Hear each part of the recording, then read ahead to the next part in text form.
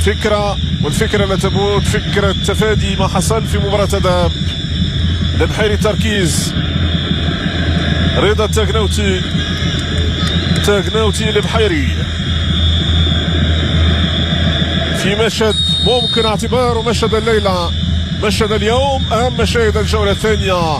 البحيري في التسديد، البحيري والهدف، الهدف بركان، هدف أول في المباراة، نهضة بركان يحيي أمانة ياسين البحيري. النتيجة يا سادة تتغير في هذه المباراة، تصبح هدف للصفر.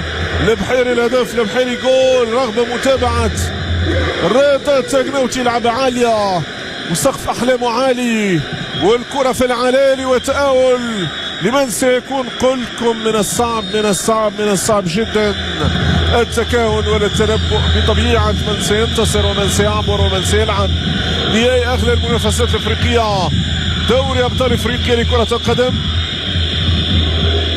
حماد في محاولة، أيتور خان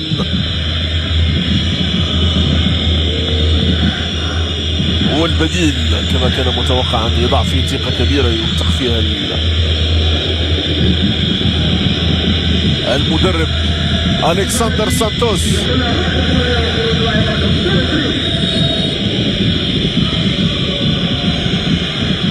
كرة لفريق الجيش الملكي، أيتور خان حمودان حضرف ضاعت منه، تعود لفريق النهضة البركانية، نجمة المرتدة لفريق النهضة البركانية، ضاعت ربيع حرمات، ربيع يبديع، ينقل الخطر من الطرف الايسر نحو يوسف الفحلي، ينتظر الدعم والسند، جاله من جات له الكرة والتمريرة ممتازة من ربيع حرمات، الفكرة كانت ممتازة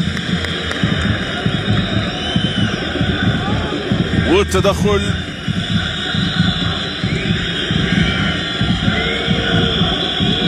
كرة لفريق الجيش الملكي،